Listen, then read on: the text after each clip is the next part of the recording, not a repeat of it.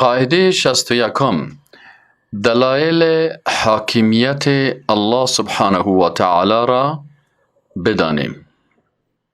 میگه دلایل حاکمیت الله را بفهمیم. اینال ما شما بعضی کسا میگه که اسلام با سیاست ارتباط نداره، اسلام با قانون ارتباط نداره، اسلام با اقتصاد ارتباط نداره. میگه شما اشتباه میکنین، کمال اسلام انکار میکنین. ببین که براتون دلایل میتیم از آیات قرآن ببینین که اسلام به قانون و به حکومت و به حاکمیت و به این سیاست ارتباط داره یا نداره. آیت اولش چی است؟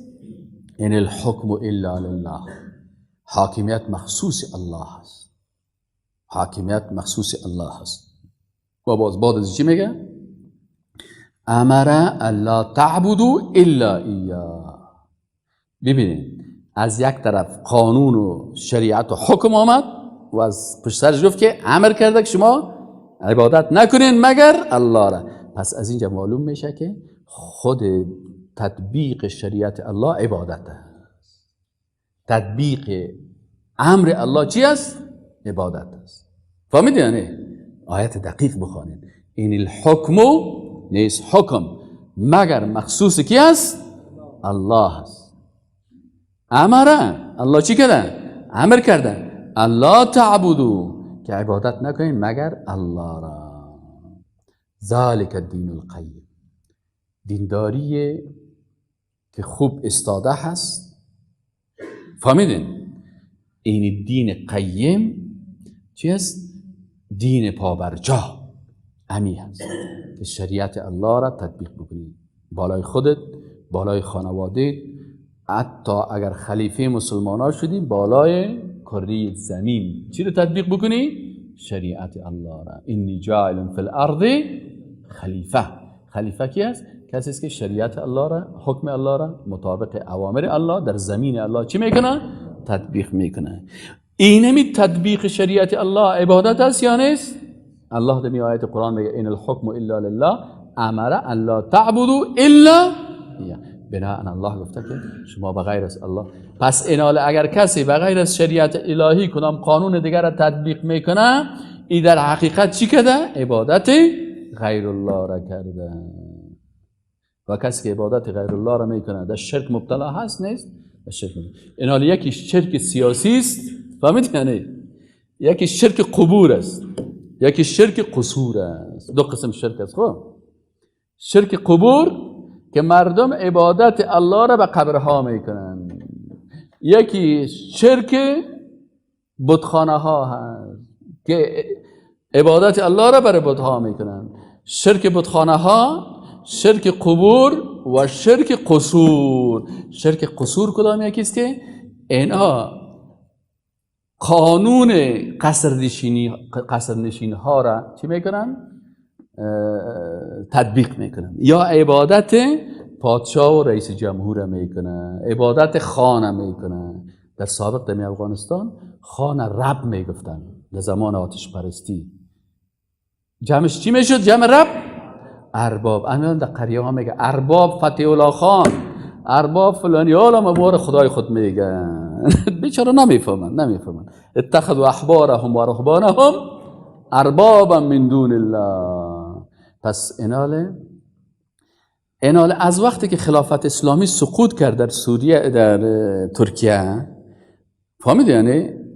در وقتی که این سقوط کرد در 1924 آتاتورک مرتد کافر آمد و به نام مسلمان خلافت چی کرد؟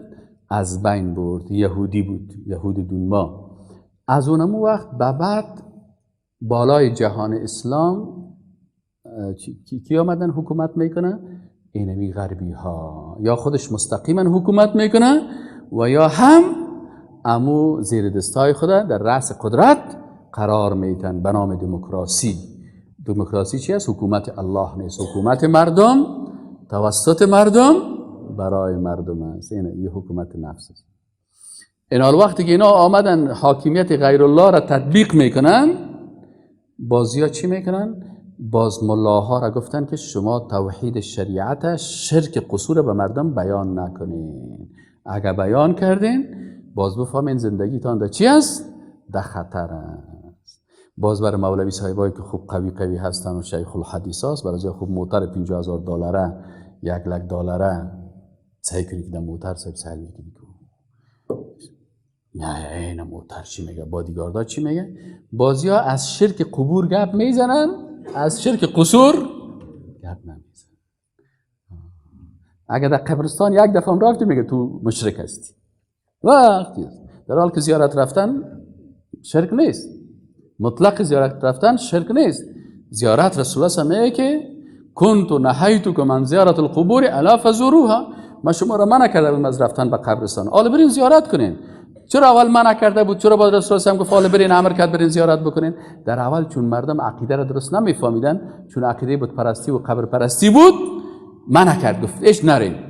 وقتی که اصحاب رسول الله صلی الله علیه و عقیدهشان پخته شد و توحید فهمیدن، حالا که در قبر هم میره و در زیارت هم میره، شرک نمیکنه، زیارت توحیدی میکنه. پس ما زیارت توحیدی داریم. زیارت توحیدی کدام یکیست؟ که یک نفر میره در قبرستان به طریقی رسول الله صلی الله علیه و سلم که در کجا میرفت؟ در بقیع میرفت. رسول الله صلی در بقیع غرقد میرفت و سلام میداد: السلام علیکم اهل الدیار من المؤمنین المسلمین غفر الله لنا ولکم انتم السابقون.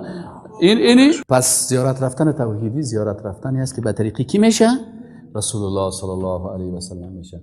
و اونجا میره، بعد از اینکه سلام داد دست دعا بلند نمیکنه، قرآن نمیخوانه، اونجا فقط کار دیگه که رسول الله میگه چی است؟ تا انسان تفکر و تدبر کنه که مرگش به یادش بیاید، آخرت به یادش بیاید. الوا نمیخورن، شوله نمیخورن. فهمیدی؟ این زیارت توحیدی هست. زیارت شرکی کدام یکی است؟ که یک انسان میره صفات الله را به صاحب قبر میته. فهمیدی یا نه؟ صفات الله را به کی میته؟ به صاحب قبر میته. مثلا از او بچه میخواه، از او دختر میخواه، خالق و الله هست، این صفات خالق از مخلوق میخواه. شفا و اذا مرضت فهو یشفین. ابراهیم علیه السلام میگه وقتی که من مریض شدم مرا الله شفا میده. پس او صفات الله را به صاحب قبر میده، برای من شفا بده. پس این یکی زیارت توحیدی است، یکی زیارت شرکی است و یکی زیارت بدعتی هست. زیارت بدعتی چی است؟ که مخالف طریقه رسول الله صلی الله علیه و سلم کس به زیارت بره، مثل که قالین فرش کو، مثلا برو اونجا الوا پخته کو، برو اونجا دول بزن و سرنای بزن و میله بگی و نگپا بگی. اینیا زیارت های چی است؟ بدعتی هست. این حال در بسیاری از مملکت ها بعد از اینکه خلافت اسلامی سقوط کرد و کشورها بالا از اینا حاکمای طاغوتی دیگه مقرر شدن، بازی آمدن چی کردن؟ برای مولوی ها اخطار دادن که وشکو فکرت باشه که چی نکنی؟ از شرک قصور گپ نزنی. چرا خیخو ای کس که در قصر شیشته ای خودش شراب اجازه میته، زنا را اجازه میته. فهمید یعنی؟ قوانینی را ساختن. همه در بسیاری از کشورهای اسلامی که برین شما به نام کشور اسلامی است، اونجا پلیس از زناخانه چی میکنه؟ حفاظت میکنه. این شرک چی است؟ قصور هست. مردم به عوض شریعت الله قانون از این را تطبیق میکنن. بازوا چی میگن؟ میگه این بار حق نداری گپ بزنی. حتی در کتابای درسی و عقیده امیر از بین بردن. فهمیدی یعنی؟ باقی ماندش ان شاء الله روز دیگه میخوانیم. و السلام علیکم و رحمت الله و برکاته.